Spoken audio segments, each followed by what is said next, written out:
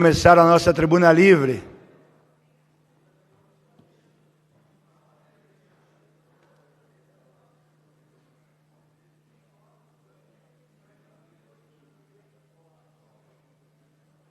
Passamos agora ao horário destinado à tribuna livre, com as regras: 15 minutos no máximo para a explanação do convidado, 30 minutos no máximo para saudações e questionamentos, limitando-se o tempo a 1 minuto e 30 por vereador, e as inscrições devem ser feitas no campo à parte, conforme requerimento 076-00027-2022, de autoria do vereador Dalton Borba. O horário da tribuna livre está destinado ao excelentíssimo senhor doutor, juiz de direito do Tribunal de Justiça do Estado do Paraná e diretor-geral da Escola da Magistratura do Estado do Paraná, EMAP, doutor Oswaldo Canella Júnior, que discorrerá sobre o tema Controle Judicial de Políticas Públicas. Convidamos o vereador Dalton Borba para que faça a saudação oficial da casa e conceda a palavra ao convidado.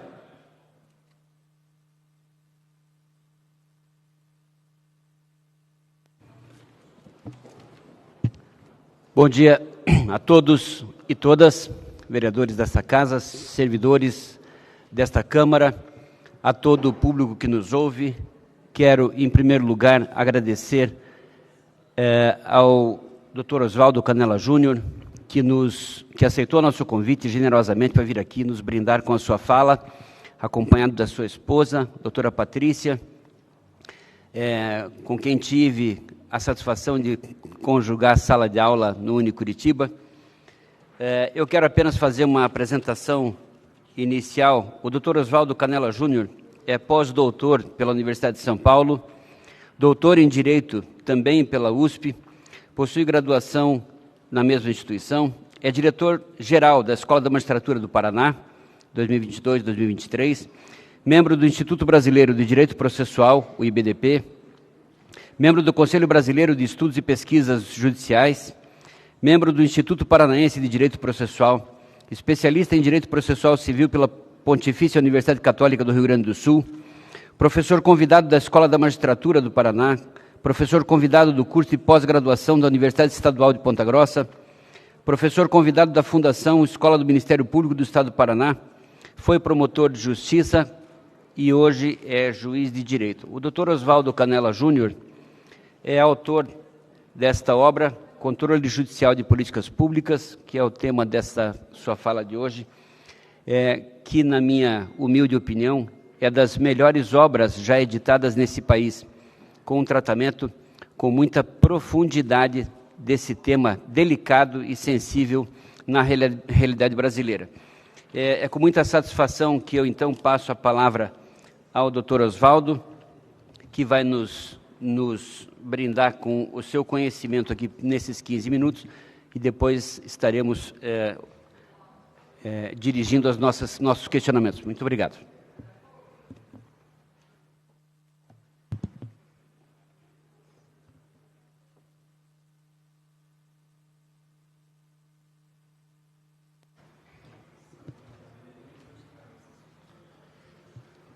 Senhor presidente, em nome de Vossa Excelência, cumprimento todos os vereadores e gostaria de agradecer aqui o convite do vereador Dalton Borba. É uma honra para o Poder Judiciário poder estar presente nessa Casa Legislativa e tratar de um assunto da maior relevância para a sociedade.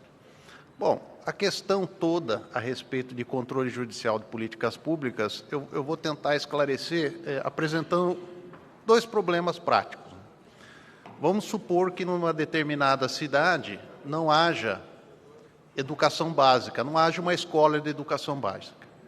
O Poder Judiciário pode determinar que o município construa uma escola? E dois, ele pode determinar qual tipo de escola vai ser construída, quantas vagas vão ser concedidas? Por outro lado, se nós tivermos um problema urbanístico, falta de habitações no município, o Poder Judiciário pode determinar que o município ou o Estado construam casas populares e quantas casas populares vão ser construídas? De que forma essas casas vão ser edificadas? Qual vai ser a conformação dessas? Quanto se vai gastar com isso? Essa é a grande pergunta. Tá? Bom, o Judiciário vem trabalhando nesse tema há muitos anos. Nós não chegamos ainda a uma conclusão absoluta a respeito desse assunto, embora o Supremo Tribunal Federal tenha já alguns entendimentos que foram se consolidando. Mas, em linhas gerais, o que nós podemos dizer é o seguinte: nós precisamos identificar o que são direitos fundamentais e para que servem esses direitos fundamentais. O direito fundamental, ele possui gerações, graduações. Então, a primeira geração de direitos fundamentais é os direitos de liberdade, ou seja, uma pessoa tem o direito de ir e vir, por exemplo, livremente se expressar. Quando esse direito ele é de alguma forma violado, o Poder Judiciário atua de forma negativa. O que ele faz? Ele anula o ato da autoridade que está prejudicando esse direito. Então, é assim que ele protege, de forma negativa. Ele dá uma decisão e fala: olha, solta, olha, deixa falar, deixa se manifestar. Essa que é a atuação. Mas na segunda geração de direitos fundamentais, os chamados direitos sociais, a situação ela fica um pouco diferente. Porque, assim, a Constituição Federal de 1988 previu determinados direitos de conteúdo social que atingem não uma pessoa especificamente, mas um conjunto enorme de pessoas.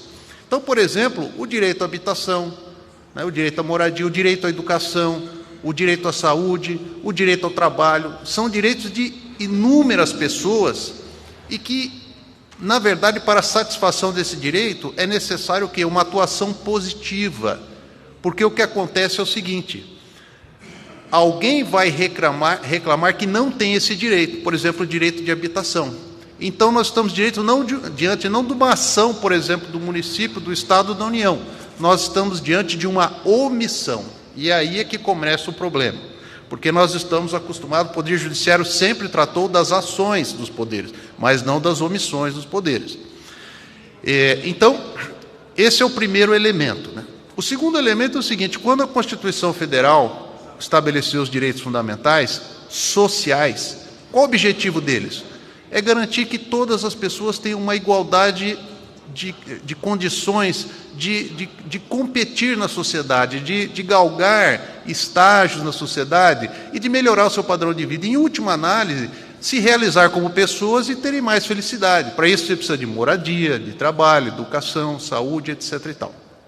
Ou seja, nós chamamos isso de igualdade real ou substancial. Mas como é que se realiza isso segundo a Constituição Federal? Se realiza isso com as chamadas políticas públicas, porque essas normas, esses direitos que nós estamos falando aqui, não são direitos que eu consigo conceder de um dia para o outro. Eu não consigo, por exemplo, resolver o problema de moradia em Curitiba ou em qualquer outra cidade de um dia para o outro. Isso é preciso que haja um conjunto de atos, um conjunto de políticas, nós chamamos isso de políticas públicas, que vão atender essa demanda, por exemplo, em 10, 15 anos, 5 anos, isso depende muito. Isso é o que nós chamamos de normas programáticas. Mas, por outro lado também, essas políticas públicas, segundo a Constituição, têm que ser exercidas prioritariamente pelo Poder Legislativo e pelo Poder Executivo. São esses poderes, segundo a Constituição, que detêm a competência para trabalhar nesse assunto. Então, por exemplo, se nós vamos construir uma escola, ou se nós vamos construir habitações no município ou em determinada base territorial, quem decide isso é o Legislativo e quem executa isso é o Poder Executivo. O Judiciário não participa desta atuação. Prioritariamente, ele não deve interferir nisso. Mas, e quando, por exemplo, o Ministério Público ingressa com uma ação coletiva e diz: olha, já se passaram 10 anos e ninguém construiu a escola. Ou se passaram 10 anos e não foram construídas habitações. Ou se passaram 10 anos e o hospital não foi construído. Qual é a solução para esse caso quando isso é encaminhado ao Poder Judiciário? O Poder Judiciário vai dizer o seguinte: olha, dentro do sistema fechado da Constituição, eu não tenho nenhuma competência constitucional para fazer uma política pública. Isso não é dado a mim. E isso aí é dado a quem? É o Poder Legislativo e ao Poder Executivo. Então, eu não posso me intrometer nisso. Tá? Eu não posso me imiscuir nessa atividade. Mas acontece o seguinte, que em determinados casos, essa omissão vai gerar diretamente uma violação de um direito fundamental muito sensível. Então, por exemplo, a pessoa está sem condições de moradia nenhuma, ou está padecendo, está para morrer e não tem saúde, ou a pessoa não está tendo condições nenhuma de se educar. Então, veja, nós temos uma violação flagrante de um direito fundamental. E o que aconteceu no mundo, todas as vezes, isso é o produto do nosso estudo na tese, nós fomos perguntar o que aconteceu no mundo quando os direitos fundamentais sociais foram esquecidos? Essa que é a pergunta que nós temos que fazer, né? Qual que é o custo que a sociedade tem de deixar o desamparo, né, os nossos irmãos, nossas irmãs que precisam de uma ajuda, de um auxílio? Bom, você fazendo um estudo de direitos fundamentais, todas as vezes que o Estado se esqueceu daqueles que precisavam, esqueceu de assegurar os direitos fundamentais, grandes catástrofes aconteceram. Grandes guerras, grandes comoções sociais, modificações brutais do modo de vida das pessoas. E, digamos assim, nós temos assim, um símbolo mais recente nosso, foi a transição da Primeira Grande Guerra Mundial para a Segunda Grande Guerra Mundial. Porque depois da Primeira Grande Guerra Mundial, os direitos fundamentais foram tratados de forma pouco atenta pelas autoridades em geral, inclusive pelo Poder Judiciário. O Poder Judiciário entendeu, olha, são direitos que estão aí previstos, mas depende de alguém para fazer. Se ninguém fez, eu não posso fazer nada. O que aconteceu na transição da Segunda Grande Guerra Mundial? Alguns países que tinham sido atingidos gravemente pela Primeira Guerra Mundial ficaram empobrecidos. Esses direitos não foram reconhecidos e possibilitou que o ressurgimento de questões arbitrárias gravíssimas, nazismo, fascismo, entre outros eventos. E isso já eclodiu a Segunda Grande Guerra Mundial e se tem o entendimento de que houve uma questão econômica e social por nós não defendermos esses direitos fundamentais. Então, qual é a tese? Qual é a tese geral e que o Supremo Tribunal Federal tem entendido que ela é plausível? Quando há uma demonstração nos autos de que uma pessoa ou um grupo de pessoas efetivamente não tem nenhum desses direitos fundamentais, alguns autores chamam isso de mínimo existencial. O que é isso aí, mínimo existencial? O mínimo existencial é o mínimo que você precisa ter para sobreviver e ter uma vida digna, o mínimo. Então, quando isso acontece, aí o Poder Judiciário pode apreciar esse pedido. Ele pode apreciar esse pedido e ele vai se perguntar o seguinte, escuta, por que é que essa pessoa não tem o direito fundamental que lhe foi previsto na Constituição Federal? Por que ela está padecendo concretamente? E aí ele admite essa discussão. Ele admite essa discussão e vai investigar. Olha, há arcabouço legislativo, né? O legislador cumpriu o seu papel? Sim ou não? Cumprindo o papel legislador, o executivo também está cumprindo o seu papel? Sim ou não? Se a resposta for não, ele vai declarar isso nos autos. Ele vai falar, olha, o direito fundamental foi violado, foi gravemente violado. Se esse direito fundamental foi gravemente violado, então, a partir daí nós temos que sinalizar para os órgãos competentes para que tomem essa providência e comecem um programa para a realização desses direitos fundamentais. Então, veja, é muito complexo, essa operação é muito complexa pelo seguinte, aí você vai falar assim, nossa, está claro, é evidente que se a pessoa não tem direito fundamental à saúde, ou não tem o direito fundamental ao trabalho, está claro que o Estado tem que cumprir isso. Muito bem, o problema agora vai ser mais complexo ainda, mas você vai tirar o dinheiro da onde? Tá? Por quê? Porque os municípios, os estados e a União vão elaborando paulatinamente o seu orçamento. E o orçamento é uma peça muito complexa, que envolve vários interesses e muitos direitos fundamentais. Então, às vezes, a legislatura está preocupada, por exemplo, naquele momento, e por exemplo, naquele bairro específico, está preocupada com o quê? Com a questão de saúde. Mas uma outra parte da legislatura está preocupada com a educação num outro bairro. E aí os pleitos são apresentados, as deliberações são feitas e o orçamento ele vai sendo montado de forma muito complexa. Significa o seguinte, se o judiciário chegar e interferir nesse processo, ele pode estar tirando, por exemplo, da educação para colocar na saúde e vai deixar em desamparo a educação. Ele pode estar tirando da saúde para colocar na habitação e ele vai estar o quê? De alguma forma interferindo e também violando direitos fundamentais. Então, isso é muito sério. Por isso que esse assunto é muito complexo.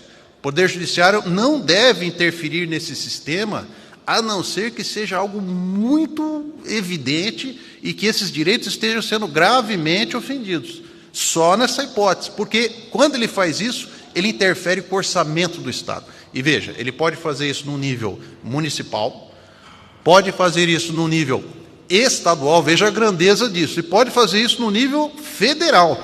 Uma intervenção no nível federal modifica completamente todas as políticas públicas que um governo assumiu o compromisso de realização com a população, que o legislador estabeleceu como parâmetro adequado, né? E nós não podemos esquecer, a missão do Poder Judiciário não é fazer política pública, de jeito nenhum. O Poder Judiciário não pode se interferir nisso, a não ser para assegurar direitos fundamentais evidentemente violados, e com muito cuidado. Porque a missão do Poder Judiciário, a missão constitucional, pela conformação do Poder Judiciário, é a seguinte: é um órgão neutralizado. O nosso poder é um poder neutralizado. A questão política, a questão governamental, cabe ao Legislativo e ao Executivo. Eles é que deliberam com isso. O poder, digamos assim, popular de deliberação contra essas questões, cabe ao Legislativo e ao Executivo. Ao Judiciário, ele tem que ser absolutamente neutro. É por isso que a gente fala que o juiz tem que ser imparcial, tem que ser independente, ele não pode ter nenhuma vinculação partidária nem política. Por quê? Porque a missão dele é cumprir aquilo que o Legislativo estabeleceu. É isso. Nós dizemos que o juiz, ele é o escravo da lei. Em que sentido que ele é escravo da lei? As matrizes, aquilo que organizou a sociedade, que é o Poder Legislativo. O Poder Legislativo, na Constituição, ele aparece em primeiro lugar, porque ele é o mais relevante. É ele realmente que organiza a sociedade. Então, a sociedade está organizada pelas leis que foram editadas e cabe ao Judiciário cumprir rigorosamente essas leis. Não cabe a ele fazer nenhuma proposição que não foi pensada pelo legislador, se substituir o legislador ao Executivo. Não é essa a função constitucional do Judiciário. Por isso é que, nesses casos de intervenção, nós dizemos assim que há uma abertura episódica no sistema, ou uma intervenção cirúrgica. Cirúrgica ela tem que ser. Simplesmente episódica. E aí, o que nós defendemos é que qualquer medida que o juiz tome tem que ser uma medida que permita ao legislador e ao executivo tomar as medidas por conta própria. Então, no processo, ele deve só sinalizar a existência desse déficit de direito fundamental e permitir, por exemplo, que os órgãos responsáveis pela realização daquele direito possam se manifestar. E possam se manifestar, por exemplo, sobre as condições orçamentárias, como é que isso vai ser resolvido no tempo, se existe um planejamento, ou se esses direitos já serão contemplados por políticas que estão, digamos assim, na fila de realização. Tudo isso nós precisamos verificar com o maior cuidado possível. E aí se diz o seguinte: é importante que o juiz não tome medidas imediatas, por exemplo, né? Nós chamamos isso de tutelas de urgência. Seria o seguinte: o juiz pega em uma liminar e já manda conceder qualquer coisa. Isso aí não deve ser feito, a não ser que alguém esteja morrendo, por exemplo. Aí é uma história, nós estamos salvando a vida, um bem maior. Mas se não for isso, o juiz não deve interferir nesse processo orçamentário e de políticas públicas de forma nenhuma. Ele deve declarar isso no processo e ainda permitir que seja executado no tempo. E somente em casos extremos, em que haja uma resistência completamente injustificada do Estado, é que aí ele vai tomar medidas um pouco mais sancionatórias, né?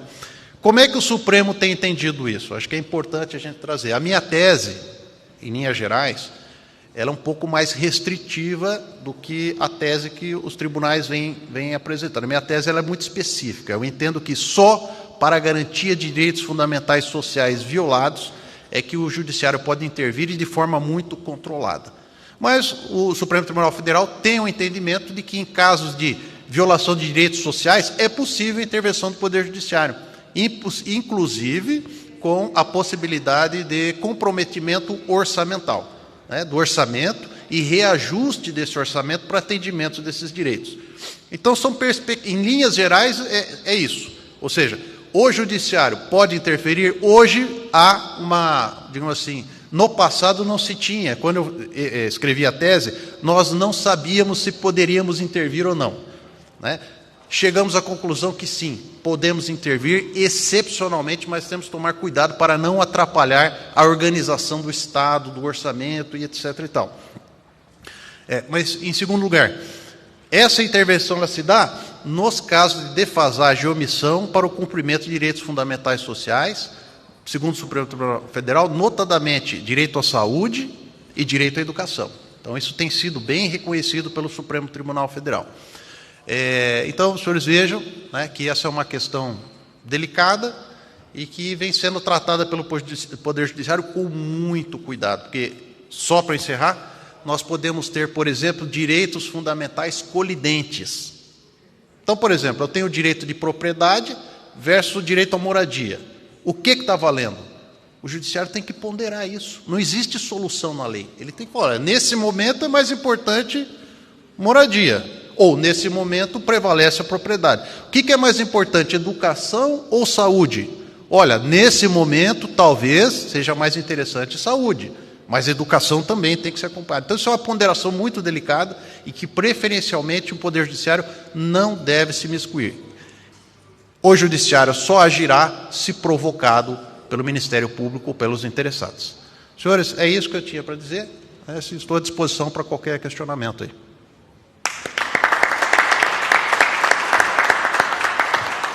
Convido o doutor Oswaldo Canella Júnior para que venha novamente à mesa. Nós passaremos agora aos questionamentos ou saudações dos vereadores.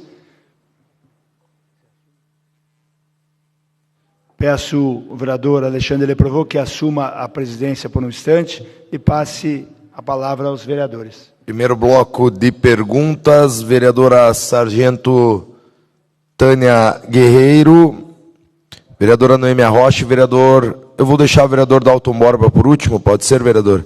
E vereadora Amália Tortato. Então, com a palavra, a vereadora Sargento Tânia Guerreiro, lembrando para que todos se atentem ao tempo da pergunta. Muito obrigada, senhor presidente. Bom dia a todos os colegas. Eu quero parabenizar o nosso colega vereador Dalton por ter trazido o doutor Oswaldo. Muito boa a apresentação dele. Doutor Oswaldo, eu sou sargento da Polícia Militar e trabalho há 32 anos na proteção à criança vítima de pedofilia. Uma das maiores dificuldades que nós temos, doutor Oswaldo, é a proteção dessa criança. Nós não temos políticas públicas. Nós não temos a nível, assim que seja eficiente, a nível municipal, estadual e federal. É um assunto que está engatinhando ainda, embora seja tão antigo quanto a humanidade, mas ele está agora vindo à tona por conta das redes sociais. Os direitos fundamentais desta criança não têm sido assegurados. Muitas vezes, quando a gente descobre, e 90% dos casos de pedofilia é no âmbito doméstico ou com ligação doméstica, quer dizer, é com familiares que moram na casa ou familiares que têm ligação doméstica com esta criança, quem devia protegê-la. E quando a gente descobre, quando a gente é notificado deste caso, esta criança é tirada de casa. Quer dizer, é tirado dela o direito de conviver com outros familiares. Claro que o agressor é que deveria ser tirado. Eu sei que, no caso, o senhor disse, talvez eu tenha entendido errado, mas que os senhores interferem... Para concluir, vereador, por favor. Tá, os senhores interferem só em casos de extrema necessidade. Teria como fazer políticas públicas de proteção a essa criança que tem a vida furtada ali, sua inocência levada por esses agressores, arrebentada por esses agressores? Muito obrigado, doutor. Vereadora Noêmia Rocha, com a palavra, por favor, repito para que nós possamos ficar atentos no tempo da pergunta. Muito obrigada, senhor presidente. Quero parabenizar meu colega de bancada, vereador Dalton Borba, por trazer aqui o doutor Oswaldo, um tema tão relevante. Gostaria que os 38 vereadores estivessem aqui ouvindo a sua fala. A minha pergunta é, como que o Judiciário, doutor Oswaldo, tem visto o conflito fundiário no Paraná e como que é a relação, não só no julgamento das suas ações, mas na relação entre outros poderes? Essa é uma pergunta. A outra pergunta a distinção, se você puder dizer rapidamente, a distinção entre judicialização de políticas públicas e ativismo judicial, se pudesse me dizer. Outra preocupação nossa, doutor Oswaldo, é sobre a regularização fundiária no nosso Brasil. A sua avaliação em relação à lei REURB, que trata dessa regularização fundiária, e a sua leitura em relação ao déficit, não só de moradia social no Brasil, mas no Paraná, em destaque, e em Curitiba também. A gente tem visto um aumento significativo de pessoas em situação de rua, que reflete... E Curitiba, não sei se o senhor sabe, não tem uma política pública, um programa, não uma política pública, mas um programa de construção de casas de moradia social ainda. Então, é um déficit elevadíssimo, acho que mais de 40 mil famílias, se não me engano, 54 mil famílias em fila de espera. Qual que é a sua leitura nesse ponto de vista? Muito obrigada. Obrigado, vereadora. Com a palavra, a vereadora Amália Tortato. Obrigada, senhor presidente, pela concessão da palavra. Cumprimento o doutor Oswaldo, o vereador Dalton Borba, por trazer esse tema para o debate nesta casa no dia de hoje. Parabéns pela sua explanação.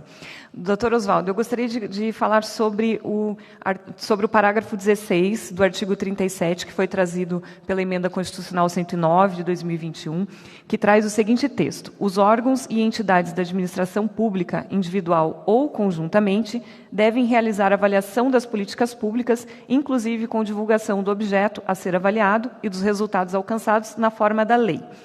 Na opinião de Vossa Excelência, esse texto, ele resgata o papel fiscalizador do Legislativo, especialmente sobre os atos do Executivo? O senhor acha que esse dispositivo resgata esse papel do Poder Legislativo? E ainda sobre o finalzinho do texto, onde ele fala na forma da lei, o que pede uma regulamentação por parte do Congresso Nacional. Na sua opinião, o que não poderia ficar de fora desta regulamentação que deve vir para complementar esse artigo? E uma terceira pergunta com relação à parte técnica da política, que é um tema muito caro para o meu partido, o Partido Novo. O senhor certamente já ouviu falar sobre o AIL, que é a análise do impacto legislativo. Na sua opinião, isso deveria estar mais presente nas casas legislativas? Existe alguma forma de nós trazermos essa análise para que as políticas públicas tenham um controle até prévio, né, antes de serem implementados?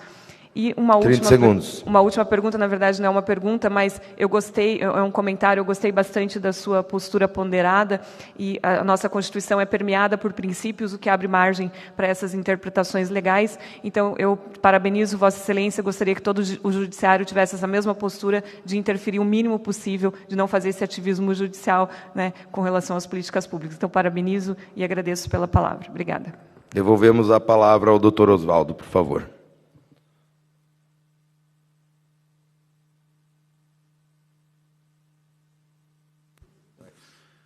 Agradeço as perguntas, né, a gentileza das perguntas. Eu vou começar com a vereadora Tânia Guerreiro.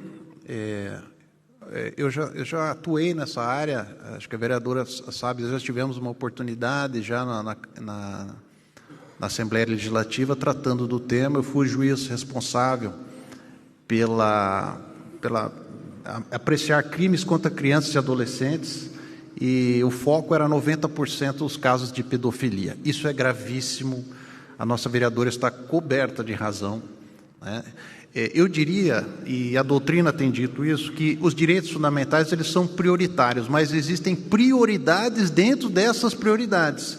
Nós chamamos isso de situações vulneráveis. O que é uma situação vulnerável? É uma situação que nós percebemos o seguinte: não só um direito fundamental específico está sendo desprezado ou está sendo violado, mas esse desprezo, essa violação gera novas violações de outros direitos fundamentais. É gravíssimo isso. Então, no caso da pedofilia, né, que na verdade a pedofilia ela é uma patologia que se ela se manifestar apenas no plano mental do indivíduo, né, não trouxer nenhuma consequência prática, ela deve ser tratada como uma específica doença. Mas, se houver uma prática de crime ou violação sexual, então esse é um dos crimes mais graves que nós temos. E veja, quando uma criança, exatamente o que a vereadora Tânia nos diz, quando uma criança ela é vítima de abuso sexual, esse abuso sexual tem impacto na sua vida de forma perpétua. Nós vemos assim questões assim que envolvem plurigerações, ou seja, a mãe também foi abusada, a avó foi abusada, a filha vai ser abusada, e é uma cadeia contínua disso. A ciência descobriu que existe um efeito epigenético em relação à pedofilia. O que é isso, o epigenético? Significa o seguinte: modifica o DNA da pessoa. A pessoa que foi violada sexualmente tem o seu DNA alterado. Nós não sabemos a consequência disso, mas não para por aí. Nós temos o problema do núcleo familiar, né? No meu modo de ver, desde que eu sentei nos bancos escolares, a família deve ser objeto de proteção estatal máxima, porque é da família que nós colhemos todos os frutos benéficos para a sociedade. Bom, quando ocorre um episódio de pedofilia, existe uma desagregação completa da família, uma desestruturação. Para vocês terem uma ideia, existem muitos casos de alteração do gênero em função de abusos sexuais. Há casos em que o abuso se dá por parte de parentes próximos, até mesmo pelo pai, ou até mesmo pela mãe. Então, a desestruturação é completa. Eu diria o seguinte, vereador, da minha experiência de 27 anos como magistrado, eu entendo que este caso é um dos casos que exige maior atenção do Estado entre todos que nós temos. Nós precisamos realmente desenvolver políticas públicas que contemplem a proteção dessas crianças, das famílias, e principalmente uma questão educadora também. Nós precisamos educar, né? Isso precisa ser prévio. Nós não podemos ficar trabalhando com o estrago, porque depois que o estrago foi feito, ele é grande demais para a gente conseguir resolver. O importante, então, é que nós tenhamos também uma conscientização da relevância disso, dos costumes, precisamos levar essa mensagem também. Então, eu diria, assim, em linhas gerais, que muitas políticas públicas já vêm sendo feitas no âmbito da União, do Estado, dos municípios. Entretanto, nós precisamos acelerar isso. Nós precisamos nos esforçar. Nós, quando eu digo, é a sociedade. Não, o judiciário, como eu já disse, o judiciário não participa desse processo. Mas o legislativo e o executivo e a sociedade precisam acelerar isso. Tá? Então, está tendo um olhar quanto a essa questão? Com certeza está, e cada vez maior. Mas nós precisamos acelerar isso daí, acelerar a proteção desses direitos fundamentais. Há crianças sendo violadas nesse exato momento que nós estamos falando. Não sei se respondi. Agora, a vereadora Noêmia Rocha. A questão dos conflitos fundiários, né? Qual o papel do Poder Judiciário nos conflitos fundiários?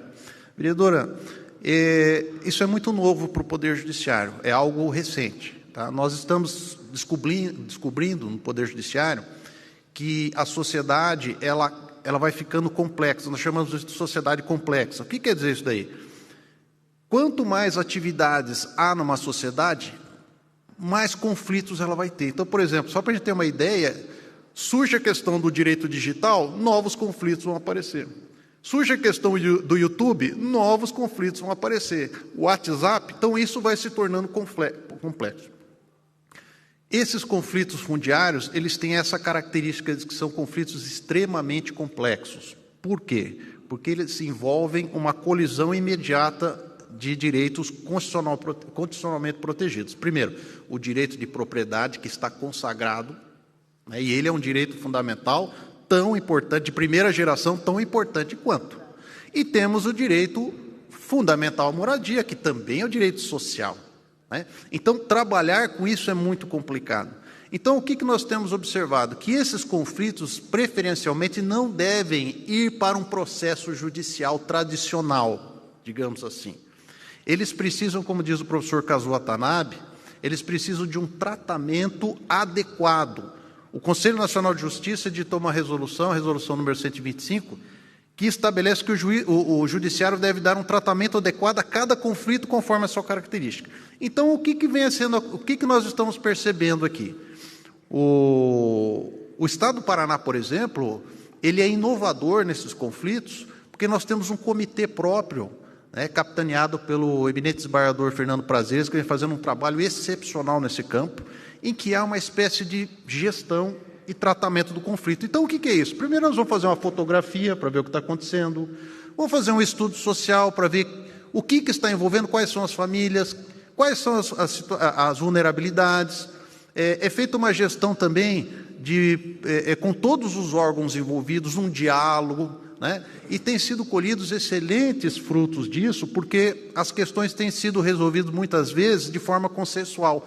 Às vezes o Estado, por exemplo, ele entende que é o caso de adquirir aquele imóvel que foi ocupado, né, para fazer uma reurbanização, e funciona. Né? Outros casos isso não é possível, talvez tenha que existir uma desocupação, mas de qualquer forma o Supremo Tribunal Federal também já está dizendo qual é o teor dessa política, ou seja, mesmo em caso de necessária desocupação, é muito importante que o município, o Estado e a União tomem cuidado para não haver maior vulneração dos direitos fundamentais. Então, todo o processo ele é monitorado. Tá? Então, sobre esse tema, esse é o avanço que nós temos. Tá? Esses são os estudos, entender que se trata de um conflito muito complexo, que ele não pode ser tratado da forma tradicional judiciária. E os frutos têm sido muito bons.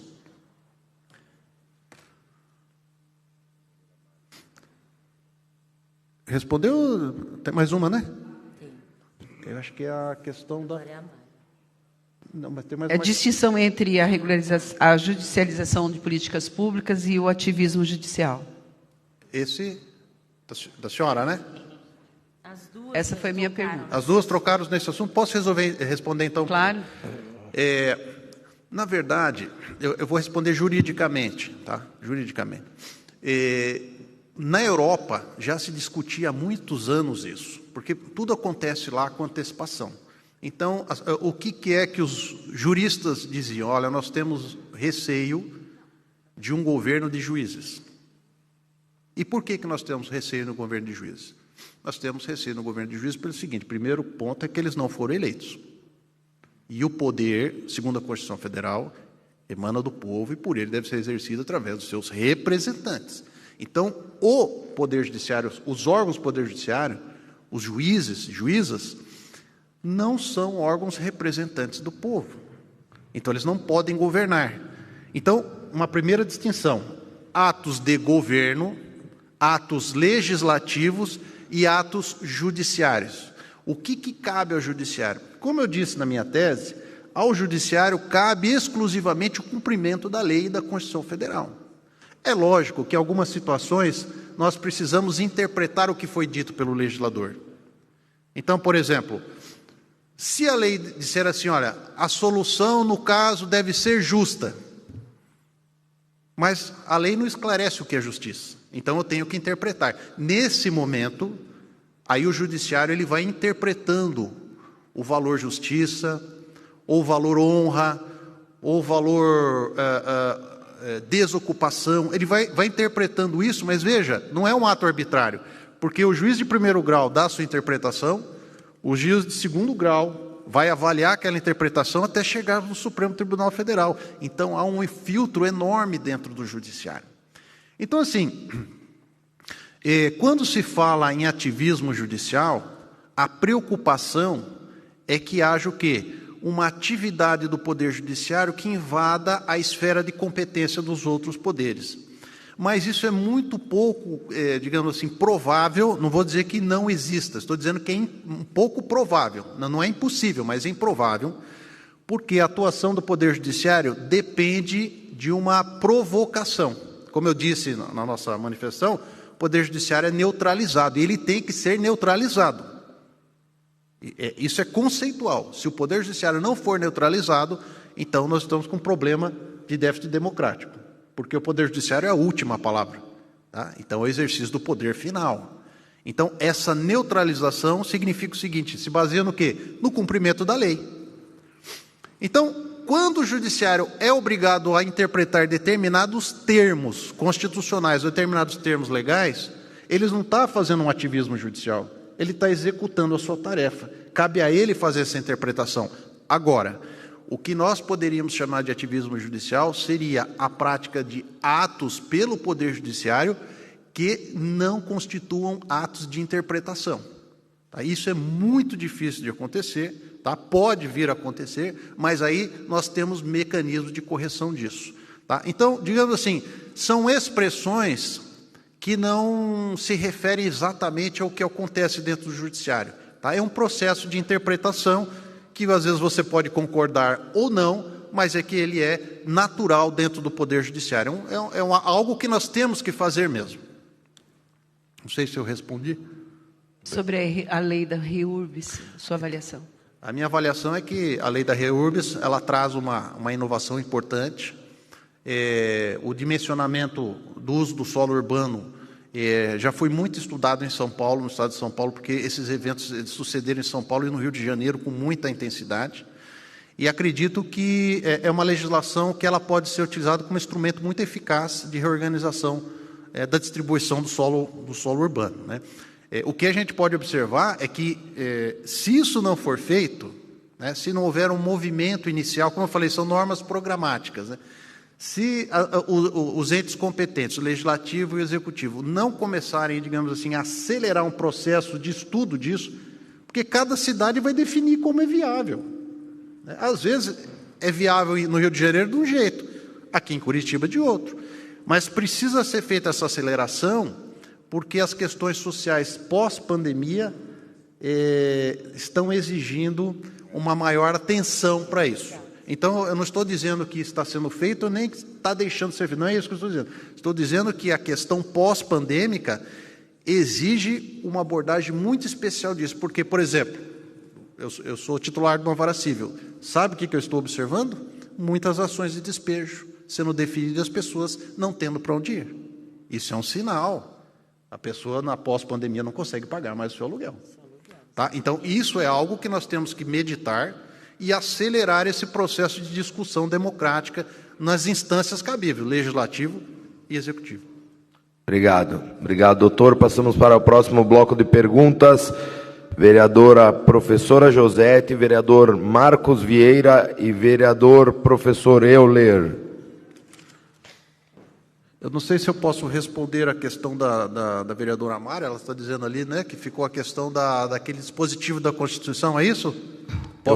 Pode então fazer a resposta à vereadora, daí nós damos sequência no bloco, por favor. Rapidamente, não creio que se trata de atividade fiscalizatória propriamente dita, mas se trata de uma norma programática, né, uma orientação, digamos assim, uma espécie de núcleo programático para a realização disso. Obrigado. Então, com a palavra agora, a vereadora professora Josete. Primeiramente, eu gostaria de parabenizar a iniciativa do vereador Dalton Borba. Esse é um tema muito importante e certamente é a obrigação desta casa, né, fazer essa discussão e também a fiscalização do executivo. Né? Mas o senhor acabou de tocar num assunto que eu queria tratar.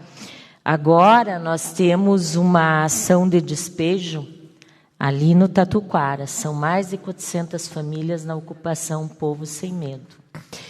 E, pelo menos até onde eu acompanhei, tivemos a informação, o juiz que determinou a ação de despejo disse que o tempo que as pessoas estão naquele espaço é muito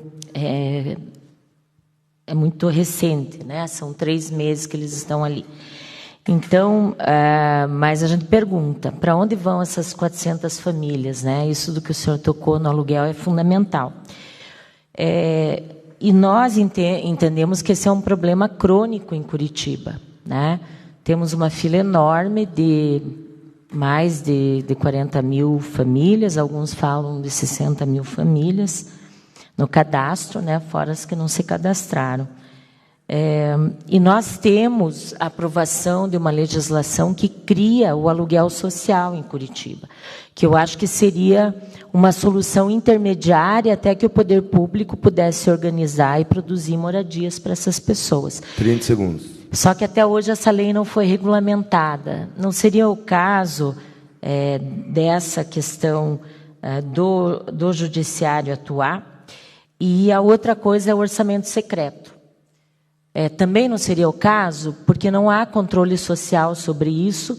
Nós sabemos que é um toma lá da cá, e acredito que políticas prioritárias como saúde, educação, moradia estão sendo, digamos, negligenciadas a partir de bilhões de um orçamento que ninguém tem controle. Seria isso. Obrigada, doutor. Obrigado, vereadora professora Josete. Com a palavra, vereador Marcos Vieira. Obrigado, presidente. Cumprimento aqui o vereador Dalton Borba por ter trazido esse tema tão importante e também o doutor Osvaldo por essa bela explanação com muita clareza.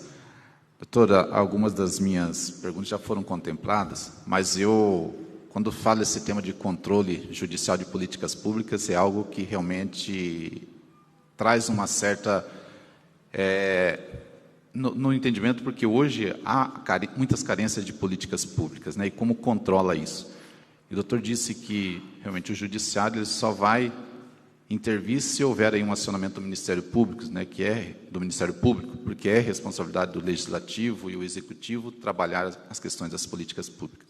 Eu gostaria de saber se hoje, diante desse cenário que nós estamos vivendo, pós-pandemia, com tantas realidades que nós estamos vendo, moradores de rua, tantos gritos, e que a gente vê que são direitos fundamentais que estão sendo violados, que as pessoas estão aí na luta, existe algum acionamento do Ministério Público diante de alguma situação hoje, aqui no município de Curitiba?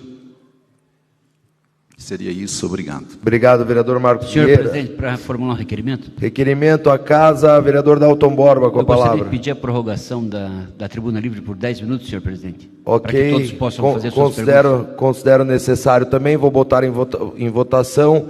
Os vereadores que forem favoráveis permaneçam como estão, os contrários levantem a mão. Aprovado. Mais 10 minutos para a tribuna livre. Com a palavra agora para que faça sua pergunta, vereador professor Euler. Muito obrigado, senhor presidente. Bom, primeiro eu quero parabenizar o vereador Dalton Borba pelo tema trazido à casa, parabenizar pela explanação do doutor Osvaldo. E nós temos dois termos que são muito usados, né, na relação, vamos dizer assim, entre o executivo e o judiciário, e que o senhor puder tratar um pouquinho desses dois temas, esclarecer, que é o mínimo existencial e a reserva do possível. Se o senhor puder comentar um pouquinho para a gente a respeito desses dois termos, para esclarecer, para traçar um paralelo entre eles, acho que seria bem importante. Muito obrigado. Passamos agora a palavra ao doutor Osvaldo e, na sequência, o vereador Dalton Borba fará as suas considerações finais. Por favor, doutor Osvaldo, com a palavra. Eu vou inicialmente pedir escusas à vereadora Josete, porque a Lei Orgânica da Magistratura Nacional me impede de tratar sobre assuntos em julgamento, né? Então, esse do Tatuquara, eu não posso tratar desse assunto, porque é um caso prático, está sendo julgado pelo Judiciário, eu tenho o dever constitucional de não me manifestar. Mas o que eu posso dizer para a senhora é o seguinte: o Supremo Tribunal Federal, nessa questão, faz uma divisão na decisão dele, né? É uma decisão que diz assim: as ocupações mais antigas, durante esse período de pandemia, permanecem, mas as ocupações mais novas, elas não permanecem, ou seja, é possível a desocupação, mas mesmo existindo uma desocupação, deve existir uma realocação dessas famílias assegurados os direitos fundamentais. Então essa é a diretiva geral hoje no país, tá? Então essa que é a ideia, que haja uma realocação segura dessas famílias. É isso que o Supremo diz. Quanto à questão do aluguel social, eu acho uma solução muito boa, muito interessante, mas é sempre necessário verificar qual é o âmbito de complexidade do problema. Eu não teria elementos para tratar desse assunto, porque a questão urbanística ela é muito complexa. Mas eu acho que, em determinados casos, o aluguel social viria muito a calhar, seria muito interessante mesmo, né, do ponto de vista prático para nós da magistratura. A senhora falou também do orçamento secreto, né? O que acontece aí é que houve uma conformação diversa digamos assim, do trâmite procedimental do orçamento. Houve um reajuste e uma redistribuição da titularidade do encaminhamento orçamentário. Analisando de forma genérica, digamos assim, de uma forma mais superficial, Eu não entendo que essa discriminação secreta seja algo que possa ser, digamos assim, tomado juridicamente como um ponto importante. Eu acho que é importante nós analisarmos a forma de redistribuição desses valores. Então, tecnicamente falando, nós precisaríamos meditar melhor, porque nós estamos diante de um novo modelo de orçamento. Tá? Então, nós precisamos verificar as implicações jurídicas disso, e eu não teria condições agora de fazer uma análise técnica para a senhora. Mas, em linhas gerais, eu acredito que é só uma reformulação da sistemática. Em linhas gerais. Vereador Marcos Vieira. Vereador Marcos Vieira, em relação à atuação do Ministério Público, né? O que nós temos visto da atuação do Ministério Público é que vem bastante em linha com essa nova forma de resolução de conflitos de forma pré-processual. Então, o Ministério Público tem se manifestado, por exemplo, em processos individuais que tenham reflexo coletivo, né? E tentando gerir juntamente com os demais entes, os demais agentes, sujeitos, né? Que pode ser programas habitacionais, Estado, município, e todas as empresas públicas de prestação de serviço e Ministério Público e Judiciário, é uma gestão mais pré-processual. Em alguns casos mais graves, mais drásticos, né, em que você vê uma constatação disso, são propostas ações coletivas, sim, mas num número mais reduzido, porque hoje se entende, né, nós estamos tendo um entendimento geral de que o tratamento pré-processual de causas mais complexas é o mais adequado. E do professor Euler, né, seria uma consideração a respeito dos dois conceitos, né? Tentando sintetizar, a reserva do possível é uma tese na qual se diz o seguinte: olha, é uma tese que vem dos Estados Unidos, da Common Law. Lá nós temos as chamadas class actions, que são as ações coletivas nos Estados Unidos. E o perfil norte-americano é bem diferente do nosso, tem um conteúdo liberal muito acentuado. Então, nós temos um conteúdo social-democrático dentro de um perfil específico da Constituição, né? Com conteúdos programáticos. Então, são modelos diferentes. Essa reserva do possível diz o seguinte: olha, não é possível o Judiciário intervir no Poder Executivo ou no Poder Legislativo sem que haja uma previsão orçamentária para isso. Alguém precisa ter dinheiro para pagar isso aí. Tá? Então, esse é o seu conceito geral. Qual o problema desse conceito no nosso modelo constitucional? É que isso aí vai para a questão da definição do orçamento. Porque o nosso orçamento, segundo a doutrina que vem se desenvolvendo a respeito do assunto, é um orçamento não liberal, mas orçamento programático. Significa que todo o nosso orçamento ele deve ser ajustado para a consecução de políticas que vão assegurar direitos fundamentais. Então, existe uma aparente colisão entre esse conceito de reserva do possível, ou seja, se não tem dinheiro no orçamento, não posso conceder, o juiz nega, com o orçamento programático, que é o seguinte raciocínio: não tem direito no orçamento agora, mas nós podemos ajustar esse orçamento para que, no futuro, quem sabe a gente consiga fazer isso. E o mínimo existencial, ele se encaixa dentro desse conceito geral, porque existe uma dicotomia de entendimentos. Alguns autores entendem que os direitos fundamentais devem ser digamos assim, concedidos na sua plenitude, todo e qualquer direito fundamental. Vejam, mas isso pode gerar uma catástrofe financeira do Estado, se isso não for bem gerenciado. Então, não é uma operação simples. Então, uma outra parte da doutrina diz assim: olha, nós temos que assegurar judicialmente, quando a discussão é judicial, nós temos que assegurar o mínimo existencial. O que é o mínimo existencial? É um conceito abstrato que diz o seguinte: é aquilo que a pessoa teria que dispor minimamente como um ser humano para manter a sua dignidade. Não é nem uma questão de sobrevivência, para a sua dignidade. Ou seja, para que ele possa frequentar os ambientes sociais, né, possa frequentar um município e usufruir dos seus serviços, possa ter um atendimento, ele, a sua família, do mínimo de saúde, né, de situações preventivas, possa ter acesso ao sistema educacional de alguma forma, possa ter uma habitação, É lógico que essa habitação vai ser acomodada conforme a capacidade orçamentária do município, né? Nós não podemos também gerir. Esse conceito leva à seguinte questão: olha, você não pode exigir, por exemplo, que seja a melhor moradia, mas pode dizer que seja uma moradia digna. É diferente também, e o custo disso é diferente. Então, o mínimo existencial, ele veio para fazer um ajuste fino entre a reserva do possível e o mínimo existencial, permitindo uma atuação suplementar do Poder Judiciário. Obrigado, doutor. Então, eu passo agora a palavra ao vereador Dalton Borba para que faça suas considerações finais e a pergunta, se é que tem uma pergunta para o doutor. Obrigado, senhor presidente. Senhor presidente, eu quero, em primeiro lugar, agradecer a gentileza e a generosidade do doutor Osvaldo de comparecer a essa casa. Eu acho de fundamental importância que nós possamos manter um diálogo constante e permanente com o Poder Judiciário. Afinal de contas, a teoria da separação dos poderes não pode ser interpretada como 3 poderes isolados, ilhados, mas sim de uma cooperação entre esses poderes. E achei bastante pertinente aqui todas as perguntas que foram dirigidas ao Dr. Osvaldo, mas notadamente a pergunta formulada pelo vereador Euler, no que diz respeito a essa dicotomia, vamos dizer assim, e o papel importante do Poder Judiciário, não como um inimigo de políticas públicas, mas como um parceiro na potencialização dessas políticas públicas. É preciso que a gente entenda que o Poder Judiciário tem um papel importante. A vereadora Josete levantou uma questão importante, atual, que está acontecendo aqui em Curitiba, e eu queria destacar, por exemplo, a atuação do Poder Judiciário, o Tribunal de Justiça, na pessoa do desembargador Fernando Prazeres, que vem fazendo um trabalho maravilhoso de acompanhamento in loco, atendendo a comunidade no local, conversando diretamente com a comunidade. Isso é, de fato, uma cooperação que o Poder Judiciário presta ao Poder Executivo, às políticas públicas de efetividade aqui, eficácia plena dos direitos fundamentais.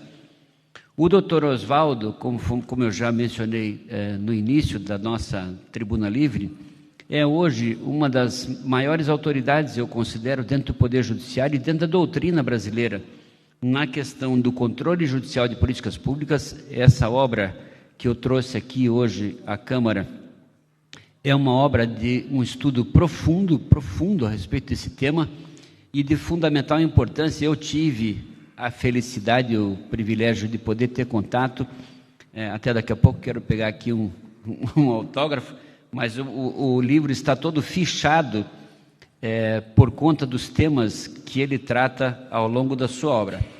Então eu quero, e aqui já encaminhando para o final, eu quero parabenizar o doutor Osvaldo pelo conhecimento que ele compartilhou com essa casa, já manifestando a minha lástima de não termos aqui a casa cheia, os vereadores todos que perderam uma excelente oportunidade de agregar conhecimento na sua esfera, inclusive de atuação perante o nosso município. Doutor Osvaldo, muito obrigado pela sua participação. Quero, de fato, externar a minha satisfação em poder, mais uma vez, ser homenageado pelos seus conhecimentos e espero que a gente possa estar estreitando esse diálogo, que a gente possa, durante outras oportunidades, contar com a vossa presença aqui. Muito obrigado. Obrigado, vereador Dalton Borba. Nós agradecemos também a presença do doutor Osvaldo Canela Júnior, também da sua esposa Patrícia Canela, que está o acompanhando. Lembrando também que essa sessão está sendo transmitida via online para as pessoas interessadas no assunto. Então, foi muito bacana, muito importante. Convido agora o vereador Dalton Borba para que faça a entrega da homenagem ao Dr. Osvaldo Canela Júnior aqui na frente da nossa bancada.